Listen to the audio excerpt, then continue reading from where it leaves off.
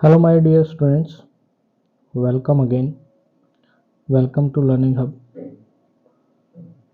आज जो है हम पार्ट ए की ही जो है यूनिट नंबर 4 एंटरप्रेन्योरशिप स्किल्स जो है उसको स्टार्ट करने वाले हैं। तो इस जो यूनिट है इसके अंदर हम पढ़ेंगे कि एंटरप्रेन्योर किसे कहेंगे, एंटरप्रेन्योरशिप किसे कहेंगे, इंटरप्राइज किसे कहेंगे और क्या क्या क्वालिटी, रोल्स और फंक्शन जो हैं वो एक एंटरप्रेन्योर के होने चाहिए। इन चीज़ों को जो है हम डिस्कस करने वाले हैं। तो चलिए शुरू करते हैं।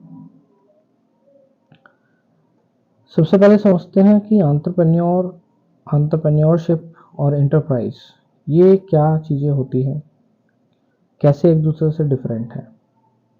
तो सबसे पहले अगर हम एंटरप्रेन्योर की बात करें, एंटरप्रेन्योर बेसिकली वो लोग होते हैं जो एक नए बिजनेस को स्टार्ट करते हैं, यानी एक नई इनोवेशन करते हैं जो आपके सोसाइटी के लोगों की किसी प्रॉब्लम को जो है सॉल्व करती है। तो ऐसे लोग जो इस तरह की प्रॉब्लम को सॉल्व करते हैं और उस प्रॉब्लम को सॉल्व करने के लिए एक बिजनेस को एस्टेब्लिश करते हैं, वो एंटरप्रेन्योर जो है वो बोले जाते हैं। और जो कंपनी उन्होंने एस्टेब्लिश की या जो प्रोसेस उन्होंने यूज़ किया, उस प्रोसेस को जो है हम एंटरप्रेन्योरशिप जो है वो बोलते हैं।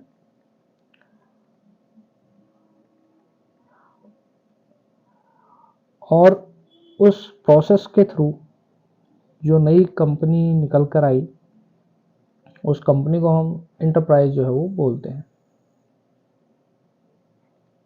तो इस तरीके से तीन डिफरेंट चीज़ें हैं। इंटरप्राइज बेसिकली एक आप कह सकते हैं स्पेसिफिक ऑब्जेक्ट के रूप में काम करती है। एंटरप्रेन्योरशिप जो है वो एक प्रोसेस है और एंटरप्रेन्योर एक लोग हैं या एक वो बंदा है जिसने उस कंपनी को जो है वो स्टार्ट किया है। तो यहीं से हमारी जो है डेफिनेशंस निकलती हैं। जैसे कि एंटरप्रेन्योरशिप जो है वो टाइप ऑफ सेल्फ एम्प्लॉयमेंट मतलब खुद से ही काम करना या खुद का काम करना, जहाँ पर जो है एक अकेला आदमी जो है वो एक बिजनेस को स्टार्ट करता है और लोगों की जो नीड है, जो ज़रूरत है उसको पूरा करता है और अपने जो बिजनेस है उसको प्रॉफिटेबल बनाने के लिए और आगे मेहनत करता है। तो ये जो पूरा प्रोसेस है इसको एंटरप्रेन्योरशिप कहा जाता है। एंटरप्रेन्योर बेसिकली जो है अपने बिजनेस को मार्केट के अंदर रन करते हैं और जो मार्केट है उसके अंदर उनके प्रोडक्ट को या सर्विसेज को खरीदने वाले लोग भी हैं और उनको आगे सेल करने वाले लोग भी होते हैं। कह रहे जब लोग उन प्रोडक्ट्स को या उन सर्विसेज को खरीदते या बेचते हैं एक दूसरे को, तो ये एक दूसरे की हेल्प करते हैं आपके पैसे जो है उसको बनाने में, यानी आपके जो पैसे का लेन देन होता है किसी सर्विस या प्रोडक्ट को खरीदते समय, तो इसमें दोनों तरीके का ही बेनिफिट होता है। एंटरप्रेन्योर को जो है एज ए प्रॉफिट आपका जो है मिल जाता है और जो पीपल हैं या जो कस्टमर्स हैं उनकी प्रॉब्लम जो है वो उस प्रोडक्ट को लेने से सॉल्व हो जाती है। तो इस तरीके से जो एंटरप्रेन्योर्स हैं वो बेसिकली आपका सोसाइटी जो है उसको ग्रो करने में और उनकी डेली लाइफ को आसान बनाने में हेल्प करते हैं। तो जितने भी प्रोडक्ट्स हमारे बनते हैं वो बेसिकली किसी न किसी प्रॉब्लम को सॉल्व करने के लिए काम में आते हैं, ताकि लोग जो हैं वो एक कंफर्टेबल लाइफ जो है वो जी सके। एंटरप्रेन्योरल जो फर्म्स हैं यानी जो इंटरप्राइजेज हैं वो लोकल इकोनॉमी को डेवलप करते हैं। लोकल इकोनॉमी का मतलब है जहाँ पर वो कंपनियाँ या जहाँ पर वो आपके छोटे बिजनेस स्टार्ट होंगे वहाँ के जो लोकल प्रोडक्ट्स हैं या लोकल पीपल हैं उनको रोज़गार मिलेगा और वहाँ का जो लोकल मटेरियल है वही यूज़ होगा। तो उन लोकल मटेरियल को बनाने वाले लोगों को भी जो है एक तरीके से आपका जॉब जो है वो मिलती है। तो एंटरप्रेन्योरियल जो फर्म्स हैं वो लोकल इकोनॉमी को सपोर्ट करते हैं, वो बिज़नेस को क्रिएट करते हैं और बिज़नेस को चलाने के लिए लोगों को हायर करते हैं, क्योंकि एक बिज़नेस को चलाने के लिए डिफरेंट टाइप के लोगों की ज़रूरत पड़ती है। उसमें अकाउंटेंट्स भी हो सकते हैं, कंप्यूटर प्रोग्रामर्स भी हो सकते हैं, ह्यूमन रिसोर्स स्टाफ भी हो सकता है। तो कह रहा है वो जो है एम्प्लॉयज़ को एक बेहतरीन जॉब, एक फिक्स जॉब और जो इनकम है वो प्रोवाइड करते हैं। तो इस तरीके से जो आपकी सोसाइटी है उसके अंदर लोगों को जो है वो रोज़गार मिलता है। तो हम कह सकते हैं कि एंटरप्रेन्योरशिप के अंदर जो बेरोज़गारी है उसको कम करने में वो हमारी हेल्प करती है। जॉब्स देने के अलावा जो है कस्टमर की नीड्स जो भी हैं उनको भी जो है ध्यान में रखा जाता है और उनको भी कंप्लीट किया जाता है। तो डिमांड बेसिकली किसी प्रोडक्ट या सर्विस की वो है जिसमें लोगों को उस प्रोडक्ट की ज़रूरत होती है। तो एंटरप्रेन्योर जो है वो फाइंड आउट करते हैं लोगों की चाहत को कि वो क्या चाहते हैं, किस टाइप का प्रोडक्ट चाहते हैं, किस टाइप की प्रॉब्लम जो है उससे सॉल्व हो सकती है, और अपनी क्रिएटिविटी की हेल्प से वो एक ऐसे बिजनेस आइडिया को लेकर आते हैं जो कि उन लोगों की डिमांड को जो है वो पूरा करती है। तो अगर कस्टमर की नीड फुलफिल हो जाएंगी तो कस्टमर उस प्रोडक्ट या सर्विस को परचेज करेगा, और जो गोल था एंटरप्रेन्योर का कि उसको जो है सोसाइटी प्रॉब्लम को सॉल्व करना है वो जो है कंप्लीट हो जाता है। तो इस तरीके से वो कस्टमर की जो नीड है उनको क्या करते हैं, फुलफिल करते हैं। इसके अलावा जो है एंटरप्रेन्योर जो है वो की प्लेयर होते हैं इनोवेशन के, क्योंकि कोई भी नया बिजनेस होता है तो उसके अंदर एक नई तरीके की जो प्रोडक्ट है या सर्विसेज है उसको डेवलप किया जाता है। तो एंटरप्रेन्योरशिप जो है वो एक नर्सिंग ग्राउंड का काम करती है उन लोगों के लिए जो नए एक्सपेरिमेंट जो है वो करना चाहते हैं। कह रहे ये एक ऐसी फील्ड है जिसके अंदर एक पर्सन जो है अपना एक बेहतरीन आइडिया लेकर जो है एक कंपनी स्टार्ट करता है, उसके अंदर इनोवेशन करता है और उस कंपनी को धीरे धीरे एक बड़ी कंपनी के अंदर बदल देता है। तो कह रहे जितने भी बड़े बड़े कंपनियां हैं या आपके एमएनसीज हैं वो छोटी कंपनियों से ही जो है वो स्टार्ट हुई थी और धीरे धीरे उन्होंने ग्रो किया, नई इनोवेशंस की, नए प्रोडक्ट्स मार्केट में लेकर आए, पुराने प्रोडक्ट्स के अंदर चेंजेस किया, और इस तरीके से वो एक लार्ज वेंचर्स जो है, लार्ज कंपनियां जो है वो बनती चली गई। एंटरप्रेन्योर के आने से जो है जब आपकी जॉब्स क्रिएट होती हैं तो स्टैंडर्ड ऑफ लिविंग जो है वो भी हाई हो जाता है, क्योंकि स्टैंडर्ड ऑफ लिविंग बेसिकली एक कंसेप्ट है जिसके अंदर जो है कंजप्शन जो है वैरायटी ऑफ गुड्स का और सर्विसेज का वो जो है इंक्रीज होता है। यानी लोग जो हैं ज़्यादा से ज़्यादा उस प्रोडक्ट को खरीदते हैं पर्टिकुलर पीरियड ऑफ टाइम में, ऐसे प्रोडक्ट जो हाउस होल्ड के लिए ज़्यादा काम में आते हैं। तो ये जो है डिपेंड करता है इस बात पर कि किस कितने टाइप के जो हैं डिफरेंट टाइप के प्रोडक्ट्स मार्केट के अंदर अवेलेबल हैं। कह रहे हैं एंटरप्रेन्योरशिप के अंदर जो है बहुत सारे अलग डिफरेंट टाइप के प्रोडक्ट जो है वो मार्केट के अंदर इनोवेट किए जाते हैं ताकि लोगों की जो लाइफस्टाइल है उसको बेहतर बनाया जा सके, और इसके अलावा जो है अर्निंग भी की जा सके, जिससे कि लोगों का लेवल जो है स्टैंडर्ड ऑफ लिविंग वो हाई हो जाता है और एक अच्छे लाइफस्टाइल को जो है वो हम मेंटेन कर सकते हैं। इसके अलावा जो एंटरप्रेन्योरशिप है वो प्रमोट करती है रिसर्च और डेवलपमेंट को। R&D वहीं पर होगी जहाँ पर नई इनोवेशन होगी, नई रिसर्च होगी, नए प्रोडक्ट्स या नई सर्विसेज जो है उसको डेवलप करने का जुनून होगा। तो एंटरप्रेन्योरशिप बेसिकली एक इनोवेशन के रूप में भी काम करती है। इसलिए इनोवेटिव जो आइडियाज़ होते हैं वो एक अच्छे और बेहतरीन सर्विसेज को जो है टेस्ट करने में हेल्प करते हैं, और एंटरप्रेन्योरशिप जो है उनको रिसर्च और डेवलपमेंट के लिए डिफरेंट यूनिवर्सिटीज़ जो हैं या रिसर्च इंस्टीट्यूशंस जो हैं वो फंड्स प्रोवाइड करते हैं ताकि वो अपनी रिसर्च जो है वो कंटिन्यू कर सकें। क्योंकि जितना भी पैसा है जिसको हम कैपिटल बोलते हैं इन टर्म्स ऑफ बिजनेस, वो कैपिटल एंटरप्रेन्योर के पास ऑलरेडी अवेलेबल हो पॉसिबिलिटी नहीं है। तो उनको कुछ दूसरी कंपनियां या दूसरे इंस्टीट्यूशन या यूनिवर्सिटी जो हैं वो फंड के रूप में कुछ पैसा उनको देती हैं ताकि वो अपनी रिसर्च जो है वो कंटिन्यू रखें और उस बेहतरीन प्रोडक्ट को जिसको बना रहे हैं उसको वो कंटिन्यूटी में बनाते रहें। इसके अलावा जो है एंटरप्रेन्योर एक लर्निंग प्लेटफॉर्म भी जो है वो क्रिएट करते हैं, क्योंकि जो बिज़नेस है वो हेल्प करता है लोगों को एजुकेट करने में, इनक्रेज करने में, उनकी पर्सनल ग्रोथ को, क्योंकि हर दिन हम एक नई चीज़ जो है वो सीखते हैं। तो जितना हाई लेवल ऑफ कंपटीशन होगा उतने ही जो बिजनेसमैन हैं या उनके एम्प्लॉयज़ हैं वो कांस्टेंट प्रोसेस ऑफ लर्निंग के अंदर जो है वो इन्वॉल्व होंगे, यानी उनको डेली कोई ना कोई नई चीज़ जो सीखने को मिलेगी, और उस सीखने की वजह से वो पर्सनल क्वालिटी जो है उनके अंदर डेवलप हो जाएगी, जैसे कि क्रिएटिविटी, जिससे कि वो नए प्रोडक्ट्स बना सकें। डिटर्मिनेशन, एक दृढ़ निश्चय होगा उनका कि अपने जो प्रोडक्ट हैं या जो हमारे कस्टमर्स हैं उनको किस तरीके से जो है वो प्रोडक्ट प्रोवाइड किया जा सके। कम्युनिकेशन स्किल्स जो है वो इंक्रीज होंगी, और एक नए बिजनेस का जो है वो विज़न तय होगा कि हमें ये जो बिज़नेस है ये रन क्यों करना है, या ये प्रोडक्ट हमें क्यों क्रिएट करना है। इसके अलावा सबसे इम्पोर्टेंट चीज़ होगी, अगर मार्केट के अंदर ज़्यादा से ज़्यादा एंटरप्रेन्योर्स होंगे तो आपका जो सेम प्रोडक्ट है उसके प्राइस बिल्कुल जो है वो डाउन आ जाएंगे, क्योंकि जितने ज़्यादा एंटरप्रेन्योर उस पर्टिकुलर प्रोडक्ट को बेचेंगे तो प्रोडक्ट की जो कॉस्ट है वो कम होती चली जाएगी। जैसे इसका अगर हम एग्जांपल लें तो जितने ज़्यादा मोबाइल फ़ोन बनाने वाली कंपनियां हैं इंडिया के अंदर, उनकी वजह से जो है मोबाइल फ़ोन की कॉस्ट जो है वो कम हो गई है, और वहीं पर अगर मार्केट के अंदर 1 से 2 कंपनियां होंगी तो कंपटीशन कम होगा और जो प्रोडक्ट का प्राइस है वो हाई होगा। लेकिन वहीं पर अगर 2 से ज़्यादा कंपनियां हैं मार्केट के अंदर उस प्रोडक्ट को बनाने वाली, तो कंपटीशन की वजह से जो है प्रोडक्ट का प्राइस जो है वो क्या होगा, कम होगा, और कस्टमर को वो जो है वो कम रेट में अवेलेबल हो जाएगा। इसके बाद आते हैं क्वालिटीज़ पर।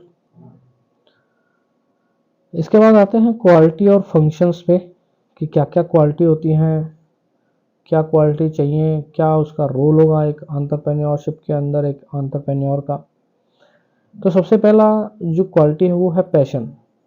पैशन यानी कि आपको जो है क्या चीज़ सबसे ज़्यादा जो है पसंद करते हैं आप किसी चीज़ को करने में, तो अगर वही चीज़ आप करेंगे तो आप उसमें बेहतर रिजल्ट दे सकते हैं।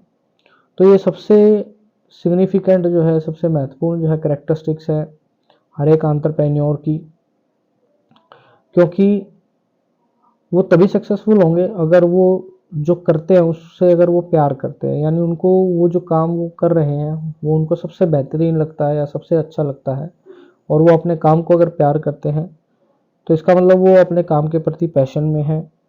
ऐसे लोग जो हैं वो हमेशा जो है कोई ना कोई नई रिसर्च करते रहते हैं, डिफरेंट टाइप की जो है मेथड्स ढूंढते रहते हैं ताकि वो अपने बिजनेस को और बेटर बना सके।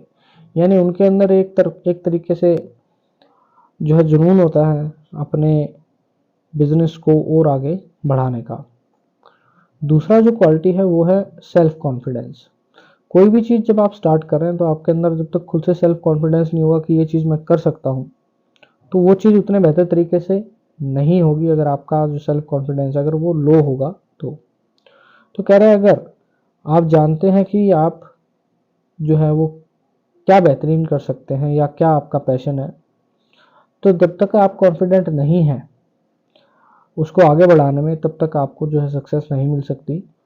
तो इसलिए जो है सही टाइम पर सही डिसीजन लेने के लिए आपको सेल्फ कॉन्फिडेंस दिखाना पड़ेगा कि ये जो मैं डिसीजन ले रहा हूँ ये बिल्कुल सही जाएगा और मैं इसमें बेहतरीन कर सकता हूँ।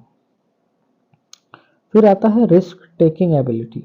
रिस्क टेकिंग एबिलिटी यानी जो भी लोग बिजनेस करते हैं ऑब्वियस सी बात है वो रिस्क तो लेंगे ही, क्योंकि सारा का सारा पैसा जो है वो एक फर्स्ट टाइम जो है एक एंटरप्रेन्योर का उसके अंदर लगा होता है, तो वो सबसे बड़ा रिस्क लेता है। तो उसके लिए आपका कॉन्फिडेंट होना ज़रूरी है कि आप रिस्क ले सकते हैं या नहीं, क्योंकि बिजनेस जो है वो सारा जो है रिस्क के ऊपर और एक्सपेरिमेंट के ऊपर चलता है। तो अगर एंटरप्रेन्योर्स को रिस्क टेकिंग एबिलिटी है तो वो आगे बिजनेस को रन कर सकते हैं, क्योंकि अगर रिस्क टेकिंग एबिलिटी नहीं है तो यानी आप अच्छे एंटरप्रेन्योर जो है वो नहीं बन सकते। फिर आती है डिटर्मिनेशन, यानी अपने जो बिजनेस है उसके प्रति दृढ़ निश्चय का होना। तो कह रहे जो सक्सेसफुल एंटरप्रेन्योर्स हैं वो कभी भी छोटे मोटे जो हार है या छोटे मोटे जो अप डाउन्स हैं उनसे निराश नहीं होते, वो अपने लक्ष्य की तरफ बढ़ते चले जाते हैं। उन्होंने अपने माइंड में जो है अपना गोल सेट किया होता है, और एंटरप्रेन्योर जो है उनके अंदर एक हाई लेवल का मोटिवेशन होना चाहिए कि वो ये चीज़ कर सकते हैं। वो इनकरेज करें अपने टीम मेंबर्स को भी, ताकि वो बेहतर से बेहतर रिजल्ट दे पाएँ और जो रिजल्ट उनको चाहिए वो अचीव कर सकें। तो उसके लिए आपकी विपरीत परिस्थितियों के अंदर भी दृढ़ निश्चय का होना जरूरी है। इसके बाद आती है क्रिएटिविटी एंड इनोवेशन। क्रिएटिविटी मतलब आप जो है हमेशा कोई ना कोई नई चीज़ जो है वो क्रिएट करने में आपका माइंड जो है वो चलता रहना चाहिए कि आप नई चीज़ किस तरीके से ला सकते हैं, आप पुरानी चीज़ में क्या चेंजेस करके उसको और बेहतर बनाया जा सकता है। तो क्रिएटिविटी जो है वो मेन एस्पेक्ट है आपका, जिससे कि आपकी जो रिलेशनशिप है सिचुएशंस के बीच में और दूसरी इवेंट्स के बीच में, उसको आप ढूंढ सकते हैं। इसके अलावा आप एक सॉल्यूशन पर पहुंच सकते हैं जो आपकी प्रॉब्लम्स हैं क्रिएटिविटी की हेल्प से। यानी जो लोगों की प्रॉब्लम्स हैं उनको आप अपनी क्रिएटिविटी की हेल्प से जो है सॉर्ट आउट कर सकते हैं, जिससे कि आपकी जो सोसाइटी है उसको भी उन प्रॉब्लम से डील करने में हेल्प मिलती है। तो आपकी इनोवेशन और आपकी क्रिएटिविटी ही आपके प्रोडक्ट और सर्विस को जो है वो बेटर बनाने में आपकी हेल्प करती है। फिर बात आती है कम्पिटिटिव। कम्पिटिटिव का मतलब आप जो है हमेशा कंपटीशन को फेस करने के लिए तैयार रहें, रेडी रहें कंपटीशन देने के लिए भी और फेस करने के लिए भी। बहुत सारी कंपनियां होंगी जो आप जैसे सेम प्रोडक्ट जो है बना रही होंगी, या हर मंथ जो है नई कंपनी जो है क्रिएट हो रही होगी जो कि आपकी तरह ही प्रोडक्ट बनाती हो। तो हर एक जो एंटरप्रेन्योर है वो बहुत बेटर जॉब कर सकते हैं एज़ कम्पेयर टू अदर्स। तो उसके लिए कम्पिटिटिव जो नेचर है उसका होना ज़रूरी है। इसके अलावा ओपन माइंडेड होना चाहिए। ओपन माइंडेड का मतलब है जो एंटरप्रेन्योर है वो हमेशा ओपन रहे नई चीज़ों को, नए आइडियाज़ को सीखने से। वो चाहे आपके कंपटीटर से ही आपको सीखने को मिले, लेकिन अगर आप उनको सीखेंगे तो आप ऑब्वियसली अपने बिजनेस को सक्सेसफुली रन कर पाएंगे। और उनको ये चीज़ समझने की भी ज़रूरत है कि हर एक सिचुएशन के अंदर जो है बिजनेस अपॉर्चुनिटी जो है वो छुपी हुई है। तो उसको जो ढूंढना है, बिजनेस अपॉर्चुनिटी को किस तरीके से ढूंढना है, उसके लिए वो हमेशा अपने माइंड को तैयार रखें। चाहे आप कम्पिटिटिव जो आपकी कंपनियां हैं उनसे ही आपको अगर कोई चीज़ सीखने को मिलती है तो उसके लिए आपको हमेशा तैयार रहना चाहिए। इसके बाद आता है इमोशनल इंटेलिजेंस। इमोशनल इंटेलिजेंस का मतलब है आपको पर्सनल लाइफ और प्रोफेशनल लाइफ दोनों को जो है वो अलग रखना पड़ेगा, क्योंकि अगर आप प्रोफेशनल लाइफ और पर्सनल लाइफ दोनों को मिक्स करेंगे तो फिर आप बिजनेस नहीं कर सकते। तो कह रहे हैं ये एक एबिलिटी है जिसके अंदर आप बैलेंस रखते हैं प्रोफेशनल और पर्सनल लाइफ के अंदर, और इन दोनों को मिक्स नहीं करते। ये सबसे इम्पोर्टेंट जो है पार्ट है किसी भी एंटरप्रेन्योर का। तो अंडरस्टैंड करें अपने इमोशंस को, और एम्प्लॉयज़ के प्रति कौन सी चीज़ें ज़रूरी हैं कौन सी नहीं हैं, एम्प्लॉयज़ क्या चाहते हैं, उन चीज़ों पे भी जो है वो फोकस करें। केवल अपनी पर्सनल लाइफ और प्रोफेशनल लाइफ को ही जो है वो अहमियत ना दें। आपके साथ जो काम करने वाले हैं उनको भी उतनी इम्पोर्टेंस मिलनी चाहिए। फिर आती है लीडरशिप। एंटरप्रेन्योर जो है वो लीड करें, कंट्रोल करें और मोटिवेट करें अपने एम्प्लॉयज़ को। ये नहीं कि आप एज ए बॉस काम कर रहे हैं कि आपने केवल जो है अपने एम्प्लॉयज़ को काम दे दिया और आपने उनको एक डेडलाइन दे दी कि मुझे 2 घंटे के अंदर ये काम चाहिए। हो सकता है वो जो एम्प्लॉयज़ हैं वो भी उस काम को फर्स्ट टाइम कर रहे हो। तो एक लीडरशिप की क्वालिटी ये है कि वो एम्प्लॉयज़ के साथ लगकर अगर उस काम को करेगा तो एम्प्लॉयज़ जो हैं आपके साथ खड़े होकर उस काम को करेंगे और ज़्यादा बेटर तरीके से जो है रिजल्ट दे पाएंगे। तो उनको जो है सुनना चाहिए और कम्युनिकेट करना चाहिए अपने एम्प्लॉयज़ के साथ, और जो है उनको इन्फ्लुएंस करना चाहिए। क्योंकि अगर आप खुद का अगर एग्जांपल सेट करेंगे तो एम्प्लॉयज़ जो है आपसे मोटिवेट होंगे कि हमारा बॉस भी हमारे साथ काम कर रहा है तो हमें भी करना चाहिए, जब बॉस कर सकते हैं तो हम क्यों नहीं। तो ये लीडरशिप क्वालिटी होनी ज़रूरी है। इसके अलावा इफ़ेक्टिव टाइम मैनेजमेंट होना ज़रूरी है। यानी आप अपने टाइम को मैनेज करें कि क्या आपके लिए उस समय ज़रूरी है और क्या नहीं है। किस काम को बाद में भी किया जा सकता है। तो उन कामों के बीच में आपको डिफरेंशिएट जो है वो करना आना चाहिए। प्रॉपर टाइम मैनेजमेंट होना चाहिए कि एक्सट्रीमली अर्जेंट टास्क कौन सा है और किस काम को वेट कराया जा सकता है। क्योंकि प्रायोरिटाइजिंग अगर आप करेंगे टास्क की प्रॉपरली, तो उसमें आप जो है अपने बिजनेस में सक्सेसफुल हो सकते हैं। फिर है पेशेंस। ये सबसे इम्पोर्टेंट जो है आपका कह सकते हैं क्वालिटी होनी चाहिए। क्योंकि एंटरप्रेन्योर जो है वो जब बिजनेस को रन करता है तो उसको पेशेंस रखना ज़रूरी है, क्योंकि सक्सेस जो है तुरंत आपको मिले ज़रूरी नहीं है। उसमें कई बार एक या एक से ज़्यादा साल भी लग सकते हैं कि आपको जो पैसा आपने इन्वेस्ट किया है उसका जो रिटर्न है वो ज़रूरी नहीं है आपको फर्स्ट ईयर में ही जो है वो मिलना शुरू हो जाए। तो इसके लिए एंटरप्रेन्योर को जो है पेशेंस बनाए रखना भी उतना ही ज़रूरी है। तो एक अच्छा एंटरप्रेन्योर पेशेंस और धैर्य के साथ जो है वो काम करता है। अब बात करेंगे इसके कुछ रोल्स और इम्पोर्टेंस की। तो जो एंटरप्रेन्योर है वो इम्पोर्टेंट रोल जो है सोसाइटी या कंट्री के डेवलपमेंट में सबसे ज़्यादा जो है इम्पोर्टेंट रोल निभाते हैं, क्योंकि बहुत ही हार्ड वर्क करते हैं स्टार्टिंग से और अपने जो कंपनी है उसको एक्सपेंड जो है वो करते हैं।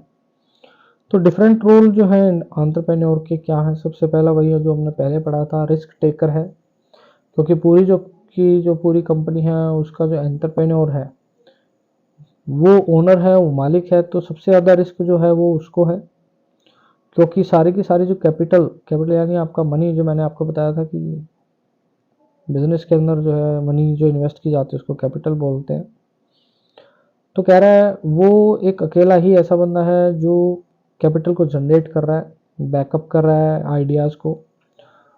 और एक वही बंदा है जो किसी भी सिचुएशन में अगर कंपनी फेल होती है तो जवाब देने के लिए भी जो है आपका एंटरप्रेन्योर ही है, जो कि अपने इन्वेस्टर्स को या आपकी जो कंपनी डूब रही है उसके बारे में आपको बता सकता है कि ऐसा क्यों हुआ। फिर कह रहा है एलोकेटर ऑफ रिसोर्सेज। रिसोर्सेज का मतलब यहाँ पर आपके ह्यूमन बीइंग से भी है, मशीनरी से भी है, कैपिटल से भी है। कि एक एंटरप्रेन्योर जो है वही जो है प्रोक्योर करता है। प्रोक्योर का मतलब है खरीदना या लेना, या एलोकेट करने का मतलब है किसी को देना वो चीज़। कह रहा है ऑर्गेनाइजेशन के अंदर बहुत सारे रिसोर्सेज होते हैं, वो चाहे ह्यूमन बीइंग ही हो, मशीनरी हो। तो कौन सी मशीन कहाँ पर काम करेगी, कौन लोग कहाँ पर काम करेंगे, वो जो एलोकेशन है उसके अंदर भी जो है एक एंटरप्रेन्योर का सबसे अहम रोल है। क्योंकि वहाँ पर एंटरप्रेन्योर जो है वो एक गुड मैनेजर के रूप में जो है वो काम करता है, जो अपने बिजनेस को एक नई ऊंचाइयों पर लेकर जाता है। तो एक अच्छा मैनेजर वही होगा जो अपने मिनिमम रिसोर्सेज से मैक्सिमम आउटपुट जो है वो अपनी कंपनी को दे पाए। तो वो बेसिकली अपने जो कंपनी है उसकी स्ट्रक्चर को बिल्ड करने में हेल्प करता है। फिर आता है अडेयरिंग टू लीगल नॉर्म्स। अब कोई भी कंपनी ऐसा नहीं है कि एक दिन में ओपन हो जाएगी।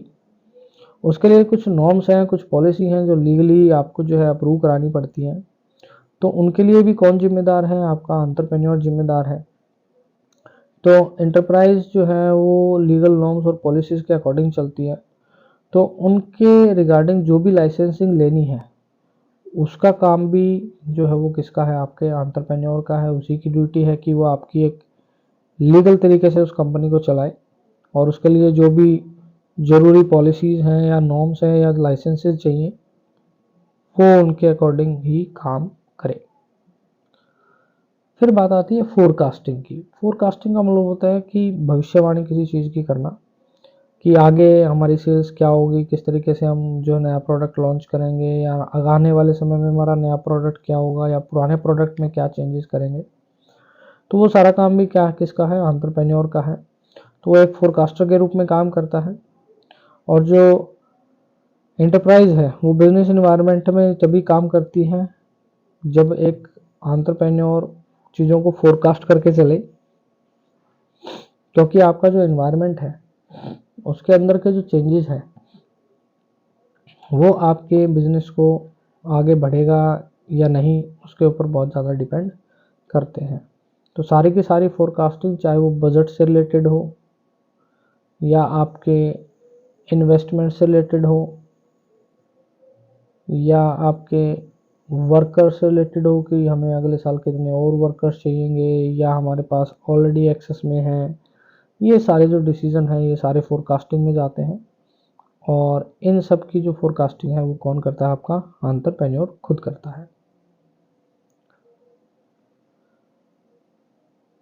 इसके अलावा कह रहा है मोर benefit at lower price product and services at competitive price. दूसरी जिम्मेदारी बनती है कि मार्केट के अंदर बहुत सारी कंपटीशन की कंपनियां हैं जो सेम टाइप की जो है प्रोडक्ट बनाती होंगी, तो उसके अंदर आपका जो एंटरप्रेन्योर है वो ये देखता है कि कितनी एडवांस टेक्नोलॉजी के साथ और मार्केट कंपटीशन के अंदर वो उसी प्रोडक्ट को जो है कम से कम रेट पर दे पाए। जैसे कि यहाँ पर अगर हम बात करें तो एलईडी टीवी का जो प्राइसिंग है वो कुछ एक सालों के अंदर नीचे आ गया, क्योंकि बहुत सारी कंपनियां जो हैं एलईडी टीवीज वगैरह जो है बनाने लगी। पहले गिनी चुने कंपटीटर्स थे, लेकिन अब कंपटीटर ज़्यादा हो गए, तो आपका ऑब्वियस सी बात है कि प्रोडक्ट का प्राइस क्या हो गया? डाउन हो गया। इसके बाद कह रहा है assist in removing regional disparity. Regional disparity का मतलब है कि जो आपका आंतरिक भेदभाव है रीजन्स के अंदर, कि भाई एक पर्टिकुलर जो स्टेट का एक पर्टिकुलर एरिया जो है वहाँ पर सपोज किसी टाइप की कोई इंडस्ट्री नहीं है, वो सबसे पिछड़ा एरिया है, तो कह रहा है कि आपका जो एंटरप्रेन्योर है वो कंट्री की इन रीजनल डिस्पैरिटीज़ को दूर करता है, यानी इस तरीके के भेदभाव को दूर करता है। और जो भी ऑब्स्टेकल आते हैं इंडस्ट्रियल डेवलपमेंट में उनको दूर करता है, यानी वो इंडस्ट्री वहाँ लगाता है जहाँ पर जो है जो रीजनल इम्बैलेंस है उसको दूर किया जा सके, क्योंकि नई इंडस्ट्री लगेगी अगर बैकवर्ड एरियाज़ के अंदर कंट्री की, तो वहाँ के लोगों को रोज़गार मिलेगा और वहाँ का जो लोकल आपका मटेरियल है वो यूज़ होगा। तो वहाँ केवल उन्हीं लोगों को रोज़गार नहीं मिलेगा जो उस कंपनी में काम करेंगे या उस इंटरप्राइज में काम करेंगे, बल्कि इसके अलावा जो दूसरे लोग हैं जो रॉ मटेरियल प्रोवाइड कर रहे हैं उनको भी जो है एम्प्लॉयमेंट मिलेगी।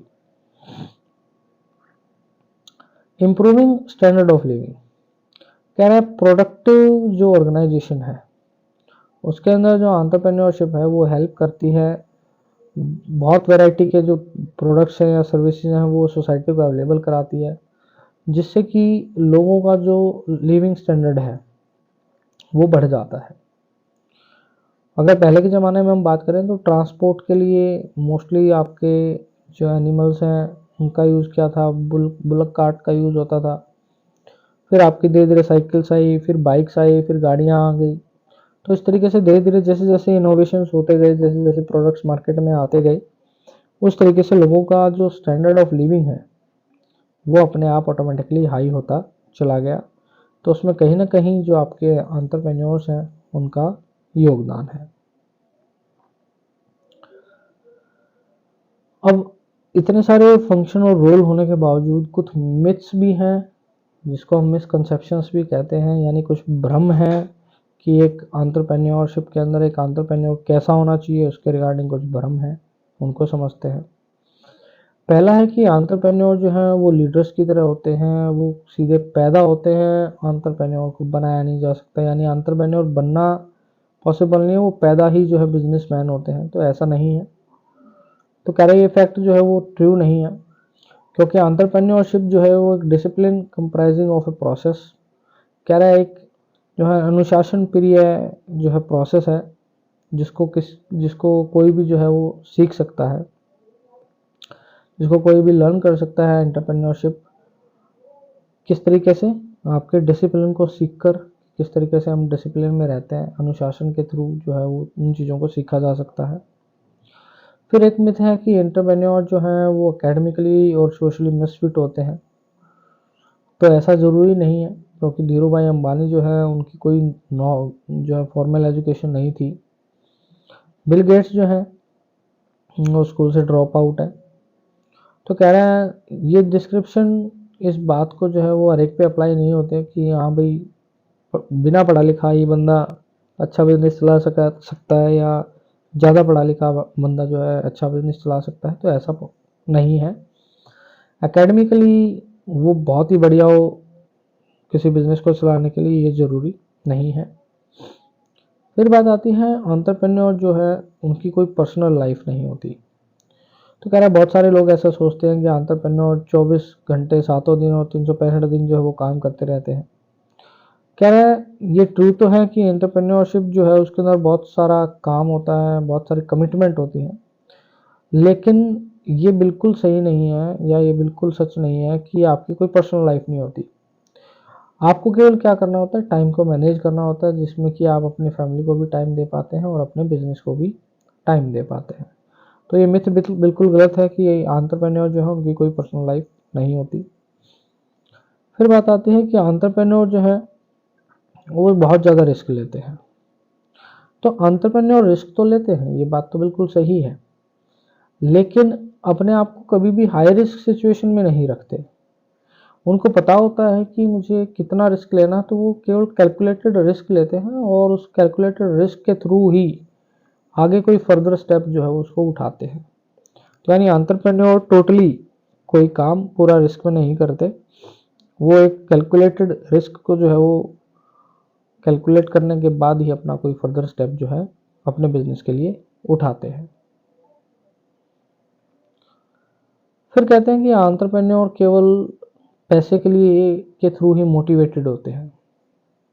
तो कह रहा है ऐसा नहीं है, अपने लाइफ के गोल या अपने लाइफ के ड्रीम को जो है अगर आप अचीव कर रहे हैं तो उससे बड़ा मोटिवेशन एंटरप्रेन्योर के लिए कुछ नहीं होता। हाँ, फाइनेंस जो है वो किसी एंटरप्राइज को चलाने के लिए या ग्रो करने के लिए ज़रूरी है, लेकिन ऐसा नहीं है कि केवल मनी ही जो है वो एंटरप्रेन्योर्स को जो है वो मोटिवेट करती है। फिर कह रहे हैं कि एंटरप्रेन्योर बनने के लिए एक ग्रेट आइडिया होना ज़रूरी है। कह रहे हैं एक बेहतरीन आइडिया ही जो है एक अच्छे एंटरप्रेन्योर की पहचान है। तो कह रहे हैं एक अच्छा और एक बेहतरीन आइडिया जो है वो आइडिया ही रहता है जब तक कि हम उस आइडिया के ऊपर जो है काम ना करें। हमने आइडिया सोच तो लिया लेकिन हमने कोई एक्शन नहीं लिया उस आइडिया के ऊपर। तो कह रहे हैं एक अच्छा एंटरप्रेन्योर बनने के लिए आइडिया तो होना ही चाहिए, लेकिन उस आइडिया के ऊपर प्रॉपर तरीके से प्लान करके उसके ऊपर काम करना भी उतना ही ज़रूरी है। फिर एक मिथ आती है कि केवल यंग लोग ही जो है एंटरप्रेन्योर बन सकते हैं।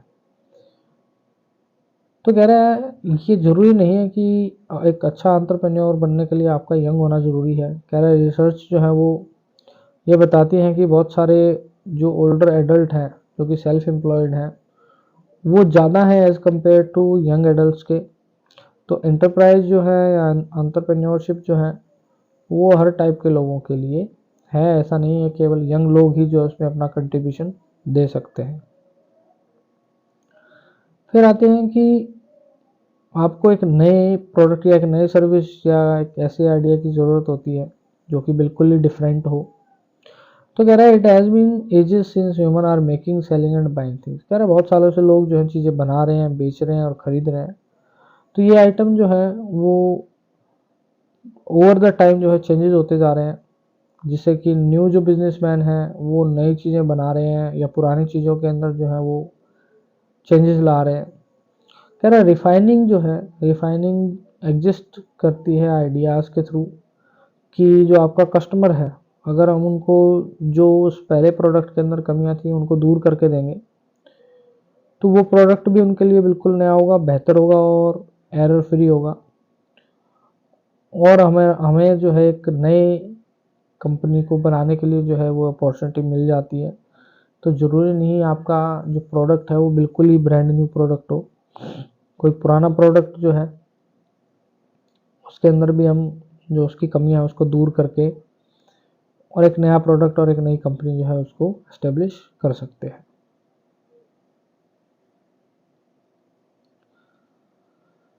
फिर बात आती है कि एंटरप्रेन्योरशिप को अगर हम एज ए करियर ऑप्शन लेते हैं तो क्या बेहतरीन हमें उसके लिए करना होगा। तो कह रहे हैं करियर जो है एक लाइन ऑफ वर्क है जो पर्सन जिसको पूरी लाइफ जो है लेकर चलता है। तो कह रहे हैं दो टाइप के जो हैं लोग होते हैं जो अपनी आजीविका कमाते हैं और ज़िंदा रहने के लिए जो है अपना काम करते हैं। एक होते हैं सेल्फ एम्प्लॉयमेंट और एक होते हैं वेज एम्प्लॉयमेंट। तो सेल्फ एम्प्लॉयमेंट लोग वो होते हैं जो अपना खुद का काम करते हैं और वेज एम्प्लॉयमेंट लोग वो होते हैं जो मंथली बेसिस पर जो है काम करते हैं, यानी मंथली बेसिस पर उनको सैलरी मिलती है और उस सैलरी के बदले में वो अपनी सर्विस देते हैं।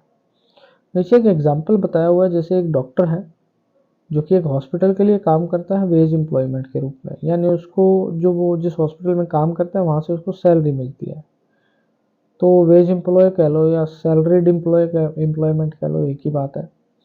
लेकिन अगर सेम डॉक्टर, उसका अगर खुद का क्लिनिक हो, तो वो क्या हो जाएगा, एक सेल्फ एम्प्लॉयड पर्सन के रूप में काम करेगा। और एक जो सेल्फ एम्प्लॉयड पर्सन है वो बिजनेस को रन करता है, आपकी जो नीड है सोसाइटी की उनको पूरा करने के लिए, और एक नए आइडियाज़ के साथ एक नई कंपनी को जो है वो डेवलप करता है। तो वो लोग जो एंटरप्रेन्योर हैं वो करियर प्रोसेस के थ्रू होकर गुजरते हैं। तो उनका जो करियर प्रोसेस होता है वो कुछ इस तरीके से होता है।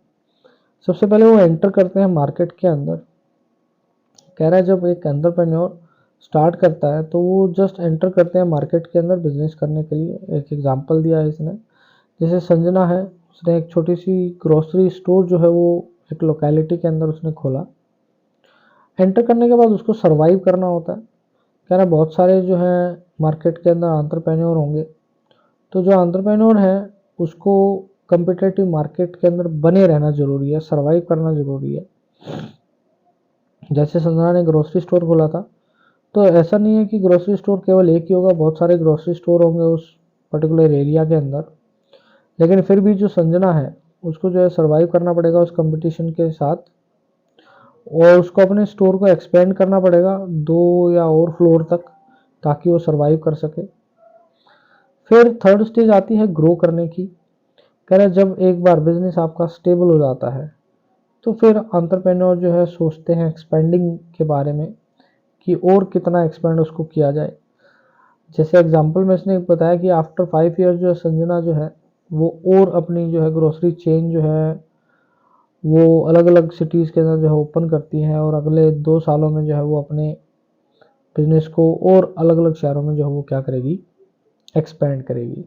तो इस तरीके से जो है एक एंटरप्रेन्योर की जर्नी स्टार्ट होती है कि सबसे पहले वो मार्केट में एंटर करेगा, फिर वहाँ सरवाइव करेगा, कंपटीशन जो है उससे लड़ेगा, मार्केट को compete करेगा, और एक बार स्टेबल होने के बाद फिर उसने जो है वो ग्रो करना स्टार्ट करेगा, अपने जो बिजनेस है उसको एक्सपेंड करने की कोशिश करेगा। तो यहाँ पर आपकी जो है वो यूनिट कंप्लीट हो चुकी है। आप इस वीडियो को देखें, लाइक करें, शेयर करें, सब्सक्राइब करें, और इसी तरीके से आप जो है इस चैनल को आगे बढ़ाने में मेरी हेल्प करते रहें। चलिए मिलते हैं फिर नई यूनिट के साथ नेक्स्ट वीडियो में। तब तक के लिए bye, take care, have a nice day.